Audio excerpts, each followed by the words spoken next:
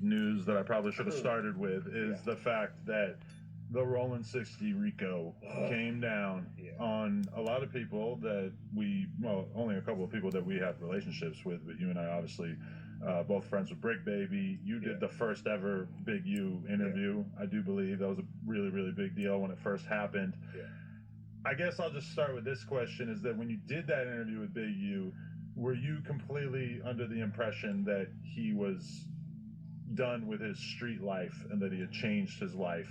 Because I definitely thought that at a certain point, and then at a certain point started to hear things that kind of led me to believe, in particular Loose Cannon coming on here and talking about how he was basically the muscle for Big U, robbing weed dispensaries and strip clubs and whatnot, which ended up being in this indictment.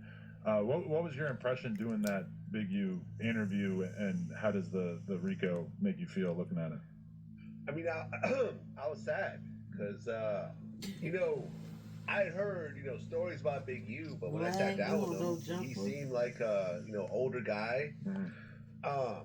He had kids. He was focusing on football, focusing on legitimate businesses, focusing on gang prevention and so forth. Don't be seeing him no more too much. Since that time, me and him, why you say that?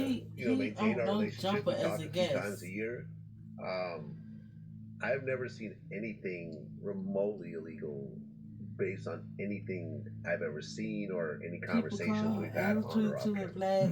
The police, so why not two police sit down and talk? I was not, I was under the impression that anything was going on any level. The people and that at the end of the day, he's still innocent until proven guilty. So, remember he made that video before he turned himself in and basically said, a bunch of this internet shit now got me caught up in this Rico, and I got to turn myself in. It's fucked up. Brick Baby has become a regular guest on my show. I just saw him a few days ago at the Beverly Center. Just randomly ran into him. Wow. Just randomly ran into him. Like last week. Like, oh shit, what's up? Went up, gave him a hug. He had some people with him. I was like, oh shit, what's up? I'm sure he had no idea what was about to happen in a couple of days. So I was fucked up over that too. The other people in the indictment, I don't know. Shit, like you surprised to see him or something. It's a federal RICO, right? Yeah. Which is ugly. This is just ugly. It's I don't. TMZ interviewed me earlier today about it, and man. I mean, I'm not. Like he's so important. Me and Big U are cool, and I've always maintained that. And we've had multiple conversations about regular business shit.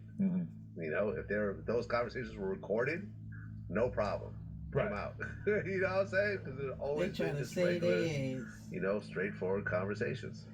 And that's how I feel when people are saying, like, oh, Adam 22 is cooperating, or Adam 22 is probably working with the feds or whatever. It's like, I would gladly take every conversation that Brick Baby and I had ever had. Let's say he was wearing a wire. And that audio can be released to the world. And sure, there might be a little bit of stuff that would be a little shocking to people. But for the most part, this guy never told me where the bodies were hidden. If that, to use a uncomfortable metaphor or anything, like most of these gangster dudes do not look at me or you as the shoulder to cry on about the worst things that they've ever done in their life. For the most part, that's just not really the kind of conversations that we're typically having with them. In particular, because if you tell Vlad that you killed somebody, Vlad's probably gonna tell you that was a bad idea. If you tell Vlad you're thinking about killing somebody, he's probably gonna say, like, listen, like, you sure you want to do that? It's probably not a good idea, etc. It's like, why would they've got plenty of homies that they could talk to this kind of thing through with. And I just, like, people think that we're maybe a little bit more involved in some of these dudes' lives than we actually are. I've never been a gang member on any level. I've never wanted to be a blood or a crip or anything else like that. I've always kept these relationships business or just friendly. You know what I mean? Like, who y'all trying to I always, I like telling the story because me and Wack were beefing for like 10 years, right? Not beefing, acting like we're trying to get at each other, but I knew that Wack